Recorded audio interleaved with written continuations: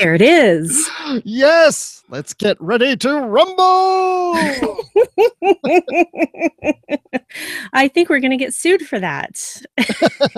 Oops, forget that part. We're live. Hi. Hi, everybody.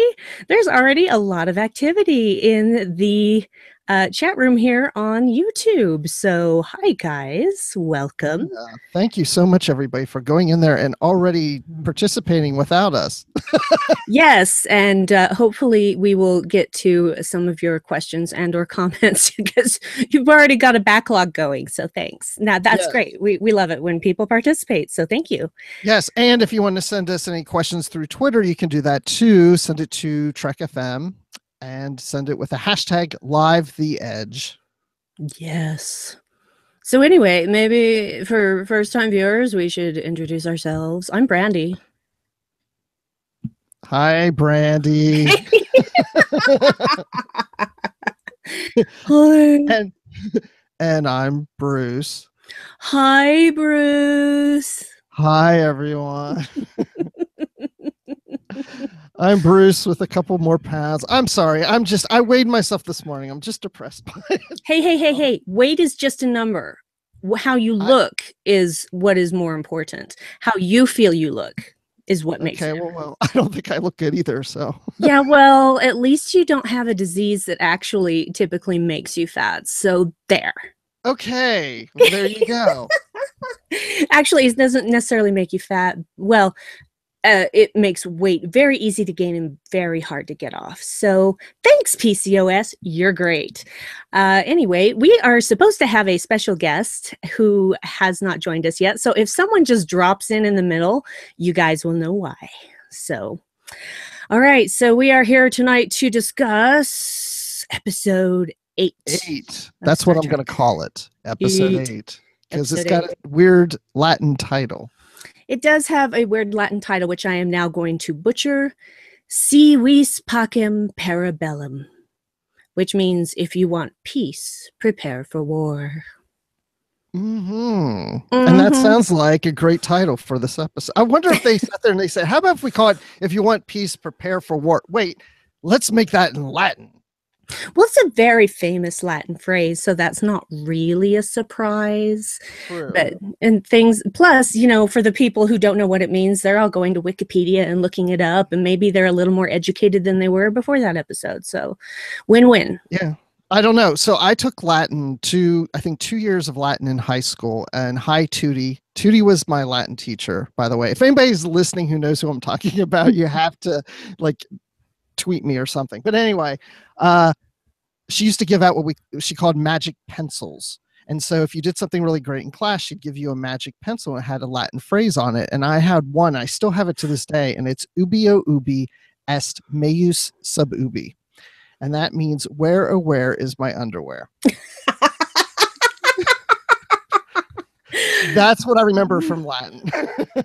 The only thing that reminds me of is my accelerated science teacher that I had when I was in 7th grade, whose name was Mr. Herman, and he was from New York. And he would give out treats for right answers. So sometimes he would give out a hotsy-totsy, don't burn yourself, or an icy cold, or he would give you a pencil untouched by human hands. We'd say, Mr. Herman, you're human, you've touched the pencil. And he'd say, no, I'm superhuman. He was a great teacher. Wow. He was my favorite science teacher of all time. They're the ones you always remember. That's why they're great. He's number 1. Professor Dyring right behind him, just basically cuddled up against him at number 2. So 2 great science teachers I had. Anyway, so science! All right. Science. So let's talk about this episode. Yes, let's, because I just want to say that Harry Michelson says episode 8 is the 9th Star Trek episode to have a Latin title. Thank you for that, Harry. We appreciate that. Or is it Mickelson? It's Mickelson, not Michelson. Mickelson. I have Michael Burnham on the brain. Well, we're going to talk about Michael Burnham, so that is only appropriate. Only appropriate. Somebody's here from Edinburgh?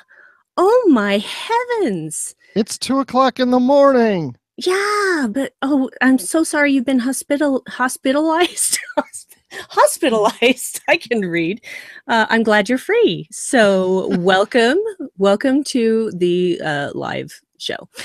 Okay, so what are your initial thoughts about this episode? Oh, you had to ask me that. I've been dreading that question all day. Oh, come on. It's just me and a Okay. bunch of other people watching us live. So, I knew that Kirsten Beyer, who writes many of the Voyager novels and who has been on Literary Treks, which is a show that I co-host with Dan Gunther. I got to go back and listen to that one. She's been on several, actually. I got to go back and listen to all of them. She hasn't been on any that I've been on. Since I've been on Literary Trek, she hasn't been on the show because they keep delaying the publication of her next Voyager novel ever since she went to go do Discovery. But I have talked to her and met her in person just recently in Las Vegas, and we talked about Literary Treks. And we even talked a little bit about, how this episode's coming. And I've heard so much about this episode that I was looking as forward to this episode as I was the premiere of Discovery. So I've been dying to get to this episode, and I really did enjoy it, but I think I was anticipating it so much that it was like, I thought I was someone led me to believe that I would cry, and I didn't cry. So I was disappointed that I didn't cry in the episode. Did you cry, Brandi? No, you didn't. And you're a crier. I'm a big crier. Believe me. I cried during Thor Ragnarok, and it wasn't even during a sad part. It was just because I was so freaking excited. So I saw that too. That was good. Yeah, I'm just saying I cry really easily, and there was nothing in this episode that would make me cry. So maybe in part 2, or excuse me, in episode 9. See, because I got Harry Michelson's name right. Anyway, the first time. Anyway, go on. I'm sorry.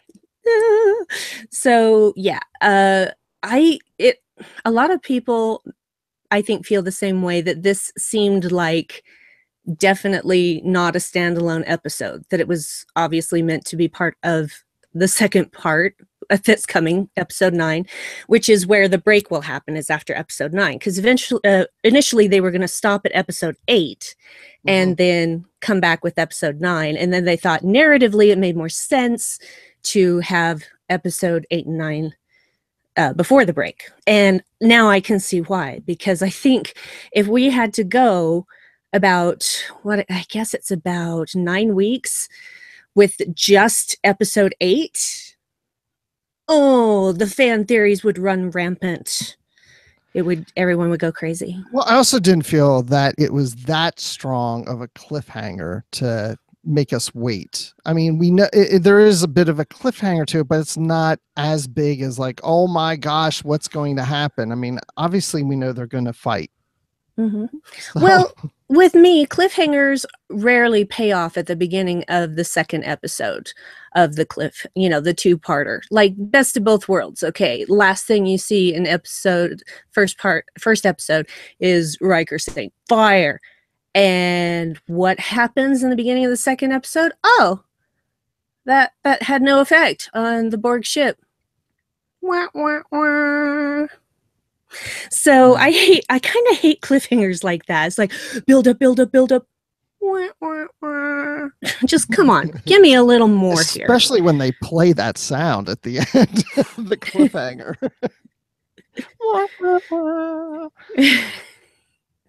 So, well, wait, Becky. Okay, hold on. Becky, 2010 Abel says, I thought we were going to lose Saru based on the previously released preview. Did the preview show like Saru look like he was going to die? Not to me, but then I don't remember. Discovery is one of those things where I never know really what is going to happen. So it is entirely possible that Saru could have died, but the thought never actually occurred to me. I never felt like that was going to happen. So yeah, I thought maybe he would come close to dying or something of that nature, or something really bad was going to happen, but I never at any time thought he was going to die from that preview. No, I don't either. I don't remember. I guess maybe I just assumed he wasn't going to die. So, but I did think I was going to cry, but it didn't happen. But apparently 2 ladies did in a hospital room. That's, I'm bad at reading names, but is it Jaru Grace? Maybe it's Jew? Jew Grace. I don't know what I'm saying. I need reading glasses now. Oh, Mr. I don't have to wear contacts and now needs reading glasses. Mm-hmm. I'm just saying that as an excuse. Okay. Oh, we are on one tonight. Because we're missing our guest. Our guest co-host didn't show up. Where is he or she? We may never know. Might find out later. I don't know. Probably after the fact. So yeah. So we how did this episode start? Oh my gosh. I know how it started because I was going to say we had no cold opening. Yeah, again, we had no cold open. We no just cold open. Previously on, and then straight previously on Survivor. And then because I just watched Survivor. That's why I had to say that. Previously on Survivor. So Klingons, and I watched on CBS All Access, by the way. So Klingons were attacking the USS Gagaron. Yeah. Yeah. And they were really taking a pounding because there were lots of Klingon ships ganging up on one Starfleet ship. Which, if I were a better Star Trek fan, I would know exactly what class and designation that ship is. But quite frankly, I haven't had time to look up all of those details before this podcast. That's one thing I want to complain about is we've seen other ships, but I never feel like we really get a chance to really see the ship. They're just like going by so fast. It's like I really want a good look at the ships, and I didn't get. And I wouldn't be able to tell you what class it is either. But I really wanted to get a better look at the ship for a longer period of time, but didn't. And I was always hoping that the bridges of the different ships would look different, but they all look like the Discovery Bridge. The redressed Discovery Bridge. Yeah. Yeah, but I get it too. They don't have like a million bridges on the set that they can use. So that's true, but at the same time, I have seen things where they use the same in other movies and television and such, where they have used the same set but redressed it in such a way that you would never know that was the same set in a million years. You would have thought, oh no, that's totally different set. Of course. Why wouldn't it be? You find out, no. We took this and we just put this there and put up this wall. Now it's different. So I don't know. Or maybe they just really liked conformity. Yeah, maybe. Well, and Excelsior says in the chat that we finally had a great battle scene where you could actually see the ships. And I do agree. I could definitely see the ships better than I could in the previous battle, like we had in episodes like 1 and 2. But still, I don't know. I just want to gawk at them a little longer. Just look at them. Yes. Well, we can go back and watch the episode and pause it every few seconds. You know what I really can't wait for? Is when we get a Star Trek Discovery visual dictionary. If they ever decide to do one. Why wouldn't they? They really should. Hey, CBS, you better license that, okay? Get going on that. We want it. Discovery, visual dictionary. Yes. Gimme. Want to see all those ships. Come on. Come on, man. Ships. Come on. Give me the ships. Give me the ships. Okay, here's your ship. I want everyone to know I was saying ships, not something else. Oh, we know what kind of ships you're talking about. So, yeah. Okay, so Stamets is doing the spore drive thing. And when he comes out of the drive, Tilly says, "Are you feeling okay there, Lieutenant?" And he's like, "What? Wait, what are you doing here, Captain?" Mm-hmm. What was your thought? What did you think when he said that? I thought, well, he's obviously seen another timeline or a possible future, because time is all the same in the quantum reality, where she has achieved her goal of being a captain. And he is getting to the point, it seems, where he doesn't always know which reality he's in when he comes out of that chamber. Right. So that can be scary. And obviously he is scared because he was just really kind of like he was in the early episodes. And he's back to being stressed out Stamets. And it breaks my heart because I really love cool, hip, and groovy Stamets. So, and I'm sure he much preferred that. But now things are starting to muddle in his mind. And he's not really sure where he is anymore. So I loved Tilly's solution to it, is that she just badgered him until he talked about it, because that is her deal. She will badger you until she gets it out of you. But you can also count on her. You know, she was like, okay, we're going to keep monitoring your symptoms and keep monitoring all this and document everything. You know, she totally had his back. So, and that's what we know Tilly for. She's got your back. You know, she is always badgering people, not in a bad way, but she's always trying to get them to confess things and open up about things. And so she should be a counselor. She could be a counselor, but I feel that she would talk about herself too much. So, you know, because she would say, oh, yeah, that reminds me of this time when, you know, just because I don't know if she could maintain that professional level of being slightly distant, you know, being an observer instead of being involved in everybody's problems. Because Tilly seems to me like a fixer. She wants to, if somebody has a problem, she wants to help you fix it. And that's what she does. And she is relentless in her offers of help. She's a relentless helper, which I think actually is a good thing, because some people give up far too easily. And they actually need someone like Tilly to just keep going, nope, going to help you. You like it or not, going to help you. Not going anywhere, going to help you. Going to help you. Well, it sounds like other people here in the chat, they like the idea of a Captain Tilly, and that Tilly may live many more years. And Ron, why are you saying that Dan Gunther knows too much?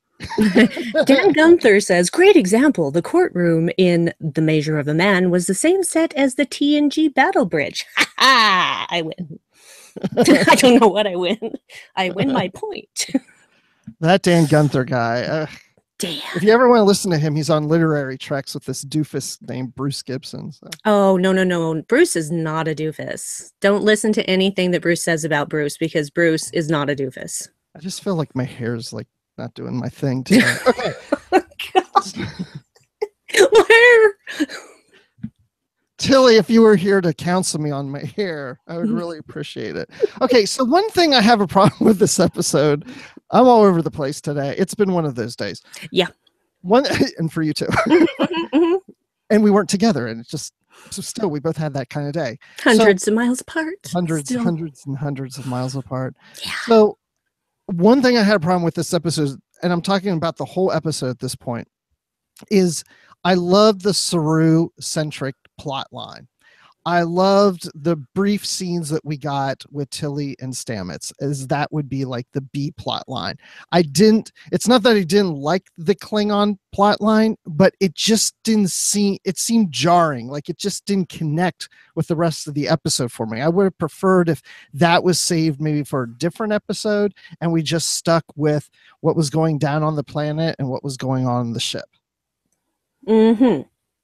It just seems so weird to go from the planet to this Klingon ship somewhere where, L'Rell's, fighting with Cole about something or whatever. It's like, it just didn't connect with the rest of the story. Now, maybe when we get to the next episode, it seems more connected, but through this, it didn't for me. Yeah, I can understand that. And for a good while after initially watching this episode, I tried to decide how I felt about it, because all of the other episodes of Discovery up to this point, for me, it's been very easy to say, oh yeah, I loved this episode and here's why. And this episode seems, it seems unfinished, which is, obvious to, I think, everybody as to why they're having episode 9 now instead of in January, because all of this episode was leading up to this thing that didn't even happen in this episode. So it's like, oh, the Klingons are coming. Because these guys down on the planet think, oh, let's just get you guys together and talk, because then you can talk out your differences and it will be fine. They're adorably naive. The Pavo are adorably naive. But no, I agree with the Klingon bits, because it just didn't seem the right episode to put it in. It seemed like it was part of another jigsaw puzzle. Like, here is this picture we were working on, and there are all these other pieces that have nothing to do with the picture we're working on, was how I felt about it as well. And so now, as long as we're talking about the Klingon stuff, what do you think is really going on with L'Rell? Do you think that she has a plan and everything that happened was part of that plan, or just is she just winging it? I think with this episode, I felt that she was maybe just winging it, especially when she took Cornwell out into the corridor as if they were going to leave, and then she got seen by Cole, and then she and Cornwell fought and did whatever. So I don't know. Maybe she's more clever than I think, but I don't know. I think she's getting to where she needs to go, but it's not going exactly as planned. Yeah, I can see that. However, I don't think Cole was the first one to see her. There was another Klingon with him that I think walked into the hallway first. And so I am of the opinion that she is way smarter than we think she is. And that the whole thing was a ruse to make Cornwell look dead so that it would be easier for them to escape. Okay, so let's go there. Is Cornwell dead? I sincerely hope not. And of course, there were, I'm watching the body really, really carefully. And I'm like, no, she's definitely breathing, but maybe that's just because she can't hold her breath very long. I just don't know. But I feel like there's a part of me that even wants to take that conspiracy theory further and say that they staged all of that just so that she had a reason to go to basically their low-grade morgue so that she could get in there and see who was really in there. And then she sees basically all of her comrades, and it confirms her worst fears, of course. And so I don't know. I think that faking Cornwell's death and putting her in there was part of the plan. I can't explain that now because I don't know all the particulars, but it feels to me like everything she's done absolutely according to how she wanted things to go. The interesting thing, I think, is things that she said when she talked to Cornwell when she was still in her cell, and she talked about Vogue and how he was forever gone. Forever gone were the words she used. Where did he forever go? Inquiring minds want to know. But if he's forever gone, then that means he forever won't come back. I know, but still, we have to find out where he went, why he went, all of these things. There's still so many unanswered questions about Vogue. And yeah, there is. well, if he's not Ash Tyler, then I am gonna need some more answers. Well, on Twitter, we have at Holbach R saying, my initial thought was that she was using Cornwell to reunite with Ash Vogler. Not Tyler, Vogler. So Renee, that's at Holbach R, thinks Ash Tyler is Vogue. And then we have Brandon Shea Matala saying, I don't believe L'Rell wants to defect, but I do believe Admiral Cornwell is dead, with an exclamation point, by the way. Well, we'll see. I don't know. I don't think I don't know. I don't know if she's dead. I guess I'm leaning towards she's not. I feel like she's not, because L'Rell does not want her talking. And the only way to ensure that they don't keep interrogating her, because eventually everybody talks. Everybody talks. And so I think that was the only safe way to protect her from further interrogation. That's my theory. I think you're right. I think I have to agree with you on that. And I see some other people think that Cornwell is still alive, and poor Jew Grace, the nurse caught him like and had to stop listening to the podcast. I'm so sorry. Bummer. Bummer. Okay. Oh yeah, and Dan Gunther mentions that she name dropped Discovery. Is she trying to get onto Discovery and reunite with Ash to take the ship from within? Yeah. I don't know. Yeah, I'm still leaning towards that Ash is not Vogue. You know, we could have that conversation on every episode that we do. Let's just say we don't want him to be Vogue, okay? We don't want that. It wouldn't be a surprise.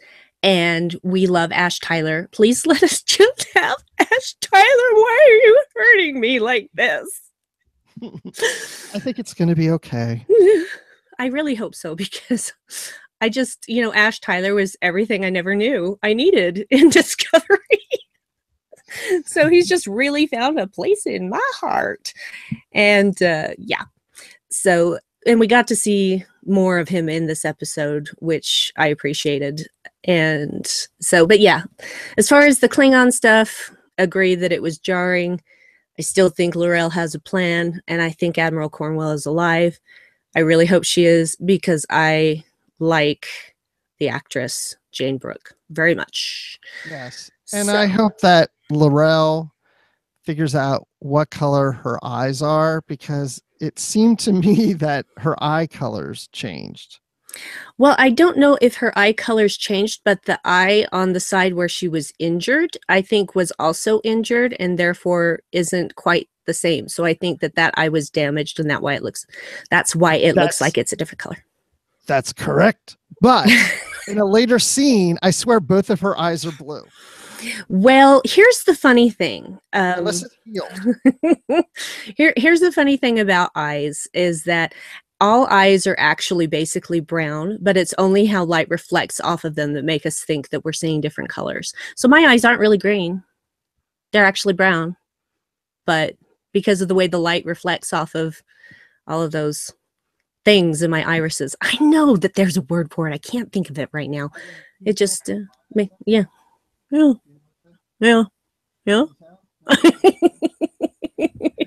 I have blue eyes, baby. Yeah. So basically, different light, different direction of light. Where it's coming from, what the source is, will make eyes look different. That's just normal, really. People are worried in the chat that if Ash is Vogue, that this would really hurt and kill Burnham, because she really does have trust issues. Well, of course she has trust issues. Look where she came from. I mean, she hasn't had anybody to trust for a while. So, and yeah, she trusted Georgiou, but when she's never been in love. Yeah, she's never been in love. That's not a surprise. I mean, I don't think that that's surprising at all. Actually, during that scene from the previous episode, when she tells Stamets her secret, my husband immediately said, "She's a virgin." I'm like, wait. She may not have been in love, but that doesn't mean she's a virgin.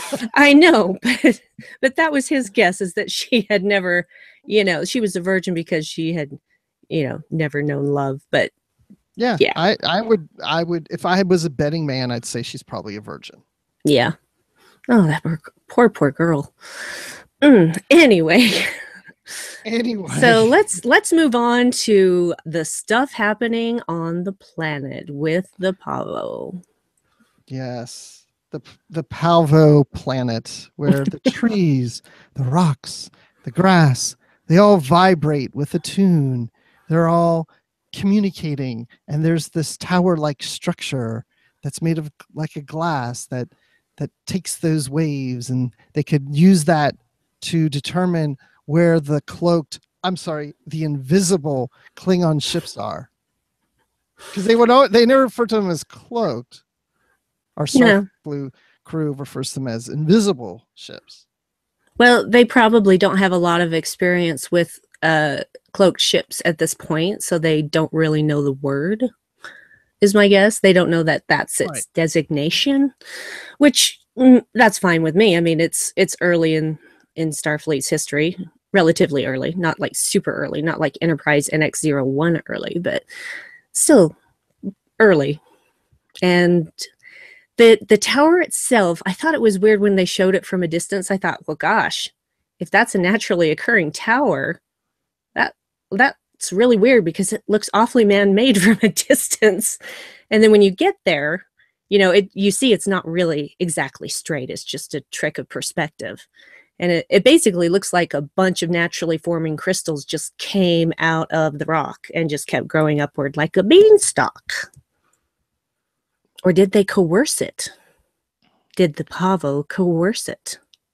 Because everything else with the Pavo seems more natural. The trees and the grass and the rocks and all that stuff. The structure doesn't. Yeah, well, it really is, though, because crystal is part of rock, which is part of nature. So in that respect, yeah, it's still a natural formation, but I feel like because the Pavo are the planet, or if you're a Final Fantasy VII fan, it's the life stream. Anyway, because they're part of the planet, everything is one. Absolutely everything is one. So they can basically do whatever they want. They could build any kind of structure that they wanted, and they built a tower. I wonder why they chose those crystals in that color. I don't know. Because they really like blue. I wonder if they're Kyber crystals. Star Wars. Ooh, let's go. We could make some lightsabers. Oh, because it's hard to get your hands on Kyber crystals now. Because they sing, just like the planet sings. Yeah, because that's why Kylo Ren's lightsaber is all crackly and spitty. It's because he's got a cracked Kyber crystal, man. Yes. So sorry. so sorry. So welcome to Live from the Force. So Excelsior says, I think they're trying to create. Oh, wait, see, now just left the screen. Hold up, everyone. Just give me a moment here. Okay. He says, well, I don't know, he or she, right? I don't know, Excelsior. I think that they are trying to create moral equivalence between Burnham's mutiny and Saru's portrayal to put them on the same level. And then Becky says, Burnham treated Saru much better when he betrayed the group than Saru treated Burnham. Yes, and that's because Burnham knew what it felt like. So she was taking the high road because she knows how it feels to be that one who is shunned and hated by everyone. And she was not going to perpetuate that. So way to go, Michael Burnham.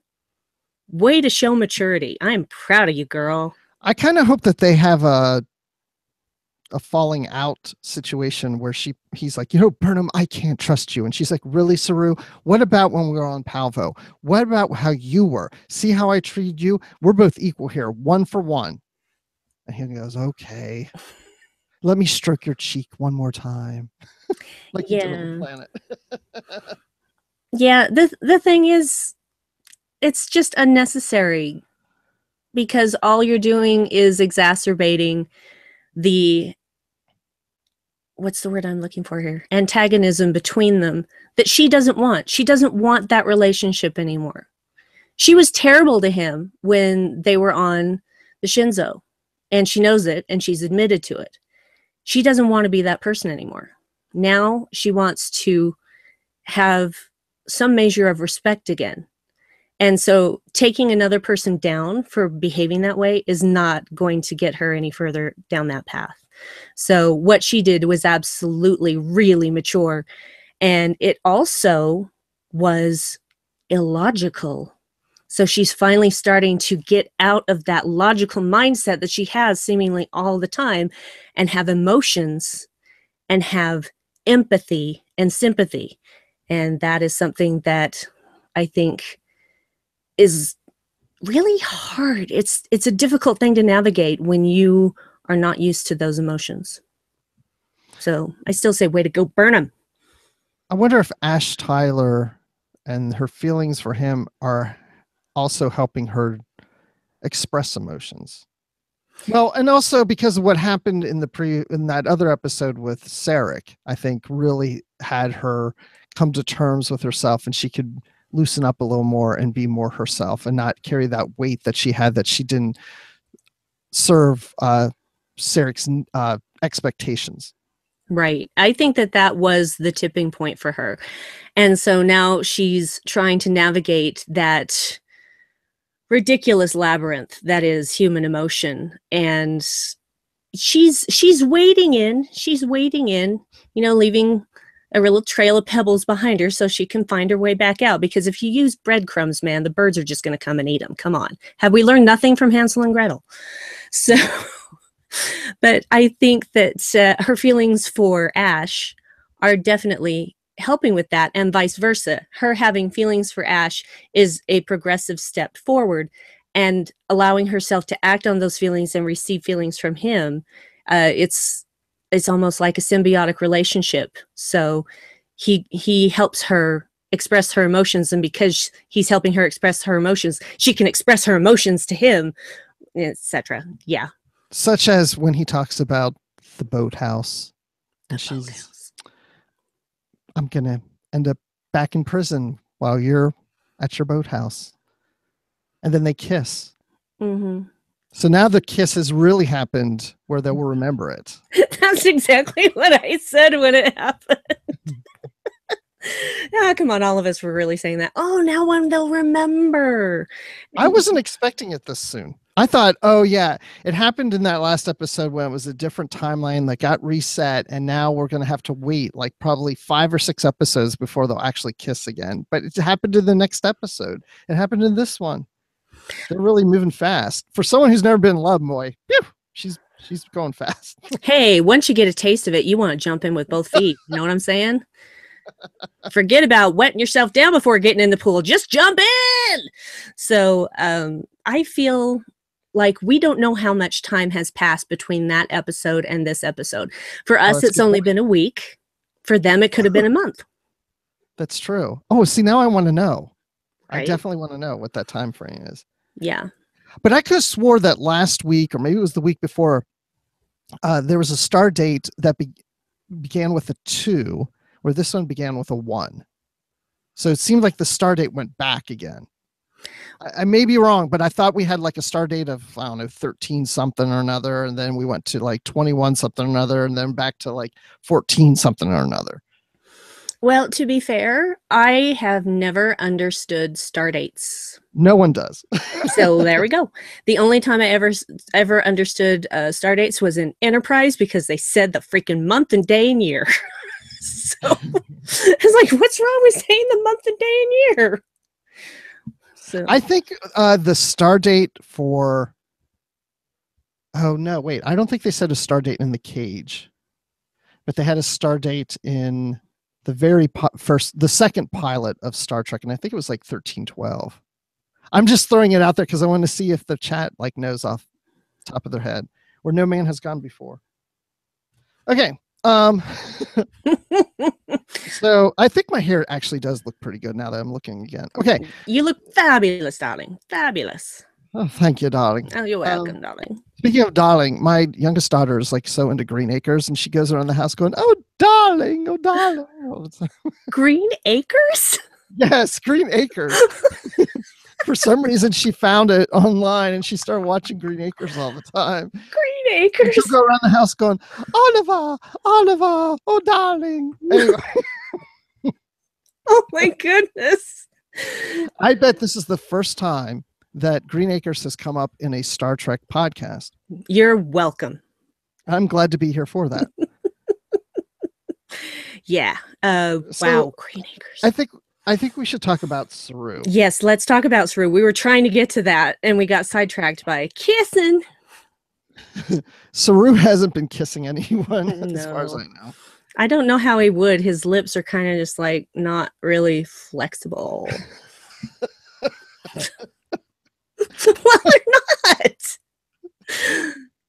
Well, that's true. Maybe they kiss differently.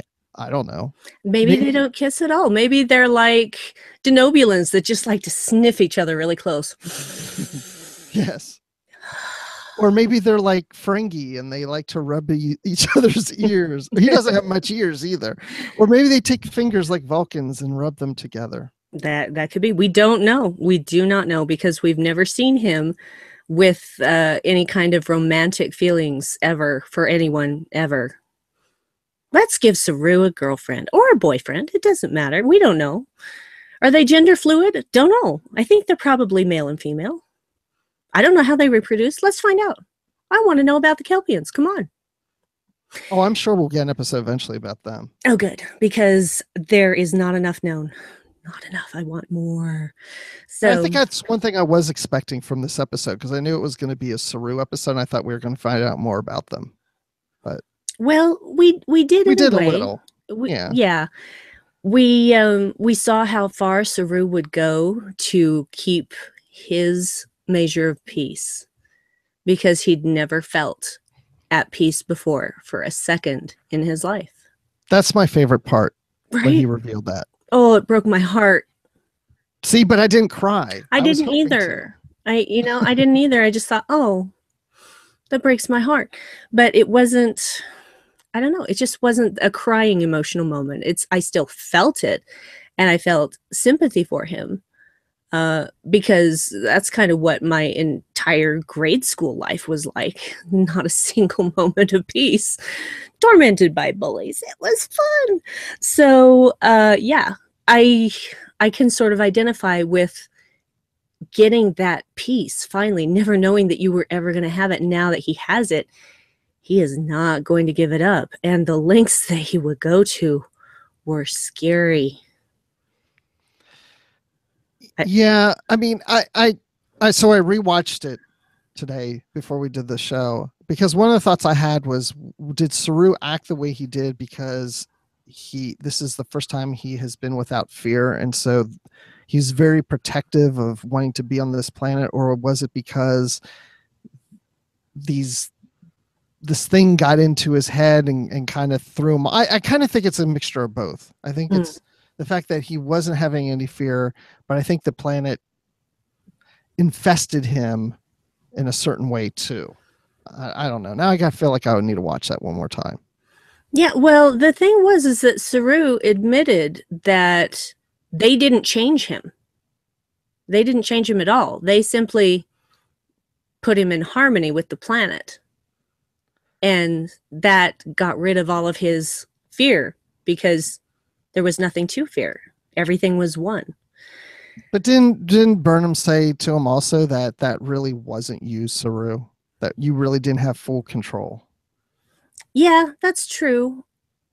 I think it's a mix of both or something, you know? Yeah, it's hard to say how much of it was outside influence and how much of it was Saru just being desperate to hold on to that bit of harmony.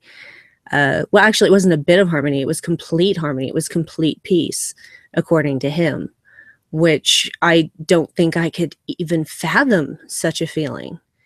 Because there's always something to be worrying about. Always. I'm a homeowner. It's always something to be worried about. That's right. What a feeling. I am rhythm now. Sorry. Since we're doing music, I do have a music topic to bring up. Okay. So when we're at the tower and we're going through that whole situation where Burnham is trying to get a communication to Discovery and Saru is trying to stop her, there's a moment where she's down at the device trying to send the communication out right before Saru arrives. Like she sees him running, which I want to talk about that too, but she sees him running and she's at the device, and the music that's playing in the background, I swear, sounds like it's music from the animated series. Really? Aaron? It sounds like that to me. Yes. Where's Aaron Harvey? Because I want to know. And I'm going to go back and listen to it again. But it sounds, and I can't make the music right now because I can't remember how it went. But I just remember hearing it and thinking, oh my gosh, that sounds like some of the music you hear in the animated series. You know, it's interesting that you would say that because now that you've said that and I'm thinking about it, I thought that the music sounded familiar. And I thought, well, it's probably a refrain I might have heard in a different context earlier in the episode. I didn't know. So yeah, Aaron Harvey, get back to us on that. We would like to know. And we know how you love to talk about the animated series, and rightly so. Right. Or Chris Jones. Maybe he'll talk about it on Notes from the Edge. Notes from the Edge, coming out on Saturdays on Trek FM. This Saturday. at a podcast catcher near you. Ooh, excellent. So anyway, running. Saru runs, man. He's fast. Yeah, well, he's got hooves, so, and he's also a prey species, so yeah, he's going to be able to run. And according to what I have seen on the internet, he has about the same speed as a lion. The only earth creature that would be faster than him would be a gazelle, but only slightly faster. Yeah, but I don't laugh when they run. I was laughing when he ran. Oh man, Doug Jones. I thought he looked cute when he ran too. Oh, did you just want to saddle him up? No, I'm just kidding. We do not think that about Saru. We do not. We do not. We just think about how he could possibly kiss. Yeah. Somebody in the chat room said ganglia. Oh, it was Dan. No, it wasn't Dan. Dan was talking about everyone picturing Saru kissing, and it was Automated Joy who said ganglia kissing. Yeah, I could see that. I don't know if I want to see that, but yes. No, I don't. I don't mean I want to see that.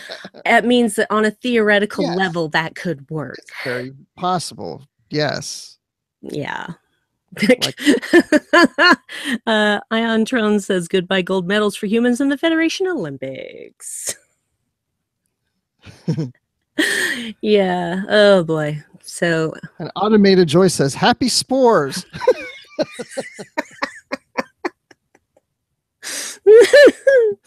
Oh. Yes, Dan did explain that Saru kicks like a horse. Dan would know because I think Dan's been kicked by a horse before. In the head? We don't talk about it. Oh, all right. I'm sure you weren't kicked in the head, right, Dan? Wink, wink. You know, it's funny when we talk about stuff and then we're watching the chat, there's a delay.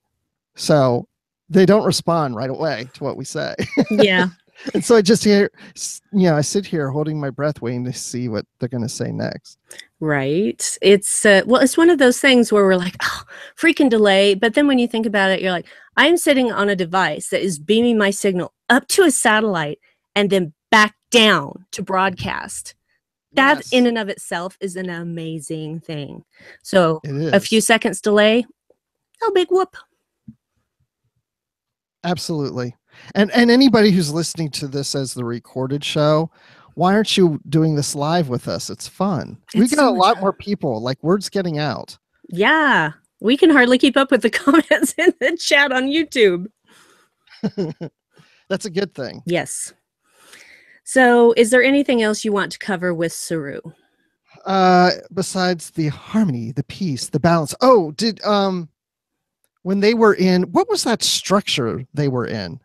That was there on the planet, or was that something they put up? You know, it wasn't really clear. I'm going to guess it could have been something that the Pavo created for them to give them shelter, from what I couldn't say, because there didn't seem to be any bad weather or insects or anything like that were, a nuisance.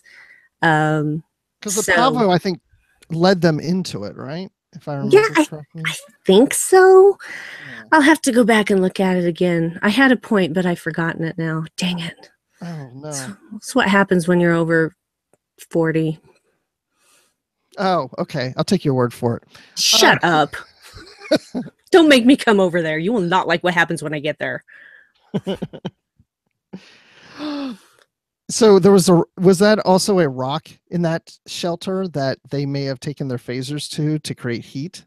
Yeah, that wouldn't have surprised me at all. That's what it looked like to me, but I wasn't sure if that's exactly what that was. Well, yeah, I would assume that that's just standard procedure. Why use tinder and flint when you have a phaser? Just heat up a rock. You're not burning anything away. You're just heating up a rock. And then when it gets cold, you heat it up again and you're not destroying the environment and everybody's happy. So they take a phaser to the rock. And then the rock glows red and the heat comes from it. Do you think because Saru was connected to the Pavo of the planet that he was like, that hurts. Oh, I feel the burn. I'm feeling the burn. That's an interesting point. Oh, I remembered what I was going to say. It was Oh, a good. Here's yurt. the point. It was a yurt. They were in a yurt. Wait, what's a yurt? No, it's basically like a teepee, but it has this open thing in the middle and just, yeah. Go look it up on the internet and it'll show you a picture. It'll be easier to understand. Wigwam was what Excelsior said. Pavian wigwam. Oh, and Dan says it seemed to glow at night if he was remembering correctly. So yeah. So not only was a place to camp out, but glowy as well. So that if you have to go outside to answer nature's call, you can find your way back. I don't know. Why glow? Well, because if it's dark, you need light. That's why. Gosh, answer my own question. Got it. I'm being quiet now because I feel like you can talk yourself through something else. I can talk myself through so many things and then talk myself back in and around and through. You don't want to be here for that, really. It will take way too long. Okay, anything I want to ask the chat, is there anything that we haven't covered that you want us to cover? Because I think we've discussed quite a bit. I'm sure we've missed something. One thing I do want to mention is Stamets. When this goes back to earlier when we were talking in the episode about Stamets and Tilly talking in the mess hall about how Stamets isn't saying anything to Dr. Colbert because it puts him in an awkward position where no matter what, if he tells him what's going on with him and he has to report it or not report it, it's just going to hurt him regardless. It could hurt his career. So he's kind of keeping it to himself. So he's trying to protect his lover. Yeah. This situation. And I totally understand that because it would be an impossible position for Colbert to be in because he has his, doctor-patient relationship and yet he has to report anything that could possibly threaten the ship. So yeah, he's going to find out regardless, but poor Stamets. It must be so hard to not be able to talk about this really important thing with the one person that you are most connected to. That's horrible. I mean, if there was stuff that I couldn't tell Dave, it would just be really hard on me. Dave's my husband, for those of you who don't know. Oh, I thought he was your dog. No, I don't have a dog. I have a cat named Shinobi. He's a ninja. That's why he's named Shinobi. He has really furry feet, and so he's so silent. He startles me frequently. We have twin cats, and they're named Cinder and Cupcake. Oh. So anyway, Excelsior says in the chat, did you buy the reason for visiting Pavo? Seems odd that the antenna could detect every cloaked Klingon ship. Pretty weak. I guess my initial thought was, how did they even know about this planet to even determine that it could help them with these cloaked ships that they're just seemed to be just recently finding out about? Like it seemed really convenient. Too convenient. It is a bit convenient in the old Star Trek way. So, because I'm just like, how did they find out about this planet? And well, of course, they're going to go down there and see what they can do because they assumed that the planet was uninhabited because there had never been any record of communication with the planet, but the planet itself has an intelligence. So that was interesting. But yeah, it's kind of like, how would they, I don't know if they said for sure that it would do what they thought it would do, but that's what they were going down to find out, is to investigate it and see if it is something that they could use, blah, blah, blah, technobabble. So I don't know. It does seem a bit forced. It does. But like you said, I mean, we've seen this in other Star Trek stuff. And I always, the literary Treks person in me always thinks, oh, there'll probably be a book that will explain all this later. Exactly. And I will read that book. So me too. So we have any other comments in the chat? Yeah, Dan Gunther won't shut up. No, I'm kidding, Dan. I love you. And Ron keeps saying the same thing over and over again, which we'll get to at the very end. Yes. So Dan says, do you think Lorca will fight for Pavo, or will he leave it to the Klingons? We might find out in the next episode just what kind of man Lorca is. Well, okay, I guess that's getting what Ron is hinting at. He thinks Lorca is a spy. Or is the spy, which I have been wondering myself, because there's been theories that, oh, Lorca's from the mirror universe, and that's why he seems more about war than about exploration and such. And I thought, well, maybe he's Voq or Klingon spy or something. Yeah, and I would go with the Voq thing if Cornwell hadn't known him for so damn long. So yeah, but she also said to him, "You're not the same. You seem different." Well, yeah, I mean, he had to blow up an entire ship of his crew, or did he? Ooh, that's good what point. I'm thinking. I'm thinking he would go down with his ship, and he did. And then Voq took his identity and said that he did not go down with his ship. Or maybe we are just reading way too much into it and there's no spy at all. That could be too. Absolutely. 100%. We just don't know. We're going to have to watch. We just go for the ride. Yep, I'm hanging on for that. And I do like something Ron just said in here also, because I thought about this too when they were dealing with Palvo. It reminded me of the Organians. Yes. So much. So much. It's like, okay, the Organians are now going to manifest as humanoids and try this trick again to get Starfleet and the Klingons to stop fighting. Could these be Organians? Could the Organians originally be from this planet? I wonder. It's possible. Anything's possible. But it's an interesting theory. A very good question to mull over. It is. Well, I think we're about done. It's an hour. It is an hour, and we were very sad.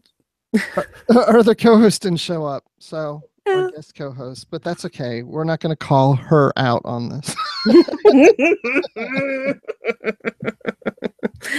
Yeah, I'm gonna have to agree with that. We're not going to say names on the air. Well, that's just not cool. Anyway, so all we know is she could be a spy. She could totally be. She's Voq. She's Voq. That's what happens. See, because we're suspecting all the male characters. Maybe Voq was turned into a woman. He did go see those matriarchs. You don't know. You don't know. No, I really don't think that. You never know. I will go ahead and say that one last thing. Ion Trone says that would be a nice troll if neither Ash nor Lorca were compromised. Yeah, I would appreciate that. I'm saying it's the person you least suspect. Yeah. Tilly. Stella. Automated Joyce said Stella. Stella is Voq. Okay, enough of that. What are your final thoughts, Bruce? Okay, as I said at the beginning of the episode, I really was looking forward to this episode, and I really did think it was a good episode. I think I built the hype so much because I was so excited about Kirsten Byers' first episode, and it was really good. I was just thinking I was going to be very emotionally connected to it, and I thought, but I did like that we got more insight into Saru. I like the fact that we had an episode with a landing party. Felt very Star Trek, exploring the planet, dealing with conversations about First Contact and the Prime Directive, Order 1. So I liked all of that. Again, the Klingon, it wasn't that I didn't like the Klingon storyline. It just felt forced, or it just didn't seem to flow between the two storylines to me. Like it didn't connect, which it may connect better when we get to the next episode. So I didn't like it as much as last week's. So episode 7 is still my favorite. Yeah, I have a hard time picking a favorite, but I can tell you that this episode was not it, which is not to say that I didn't like it also, because I did, but it did feel a bit forced in some areas and it did feel unfinished because obviously it's meant to be, you know, joined with episode 9 in Holy Matrimony or something. Ooh, I'm tired anyway. So yeah, I am interested, of course, to see where it goes. This is just fueling the fire on a lot of other theories, and hopefully we'll find out a little bit more in the next episode. Yeah, they've given us a lot of little things. Now we need a big thing. We need a big thing at this midway point. Give us a big thing, Discovery. We need it now. Yeah, and we just have one more episode, and then we take a break for a while. 9 weeks. I can do it. It's fine. I can do it too. I can do it too because I'll be spending a lot of time reading Star Trek books. Yeah, see, there you go. There's always that. And I will have more time for watching Enterprise. I'm still trying to get through season 2. So yeah, just it's good times. Okay. So before we go into my thingy thing that I usually do, I'm gonna do this out of order. Dan, leave us alone. I'm just kidding. Dan is being very kind, and we appreciate you, Dan. Ew, ganglia. Thanks to everybody who joined us in the live chat. It was a lot of fun seeing so many of you there. And so for everyone who may not know where to find you, Bruce, where can people find you besides the live show? You can find me on Twitter at Admiral_Rex. And as I mentioned several times, I do Literary Treks with Dan Gunther here on the Trek FM network. And you can find me talking Star Wars on the Star Wars Report with Riley Blanton and Mark Herleman. And that is on StarWarsReport.com. So check it out.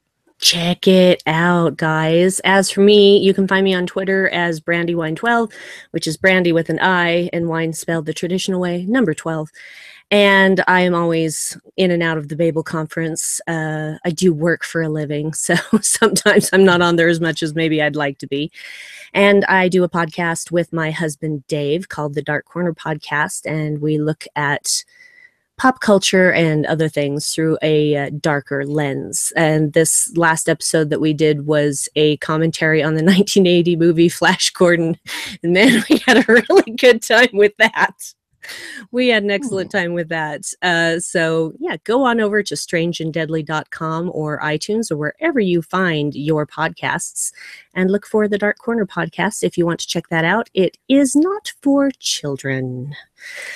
So all that is left for me to do is to say these things that I always do. So be sure to check out our Discovery coverage throughout the week. Live from the Edge airs on Mondays at 9 p.m. Eastern. Duh, you're watching it. And will be released as a podcast on Tuesday mornings. Our commentary will be available as Tracks from the Edge on Wednesday. We'll discuss your feedback on Postcards from the Edge on Thursday. And you can catch full analysis on The Edge main show on Friday. And to wrap up the week, join us for Notes from the Edge on Saturday with our own Chris Jones for links between Discovery and the broader franchise. We already plugged that earlier. Please really do check these things out because you'll find all of these in the main feed for The Edge and in the Trek.fm master feed. So now we'd love to hear your thoughts on Discovery. And of course, the best place to do that is the aforementioned Babel Conference, which is our listeners group on Facebook, where Amy Nelson collects your feedback for Postcards from the Edge. You can also find us on Twitter at TrekFM or send us email using the contact form on our website at trek.fm/contact. Choose to send to a show and choose the Edge. So, of course, we'd like to thank our lovely and talented associate producers who are Norman C. Lau, Tony Robinson, Thomas Paleo, Lisa Slack, Shoaib Mirza, and Richard Rutledge. So if you'd like to help us keep all of our shows going and keep coming to you live so you can look at our glorious visage and even become an associate producer, then visit patreon.com/TrekFM for all the details. Wow, I love how you change these up every episode. Well, got to keep it interesting, man. Got to keep them listening. The Edge. And last week it was what? This is my Dracula voice. That's right. Well, I was actually last week when I was doing those parts about the Edge. Oh, But that's then, it. This is but a then when I got, Edge. yes, we'll check out all the things on the Babel conference.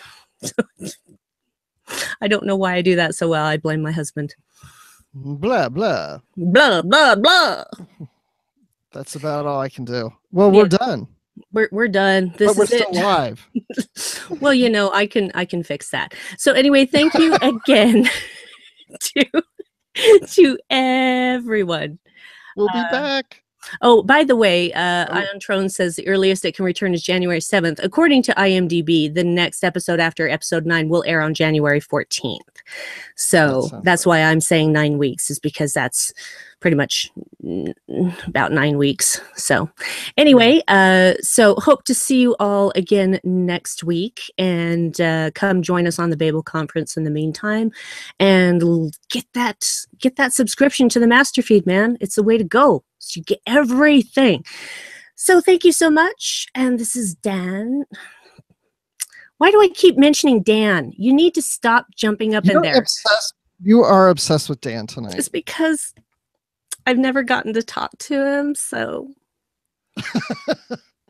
Well, you'll just have to come on Literary Treks and we'll take care of that. Yeah, well, I'm game anytime you guys are.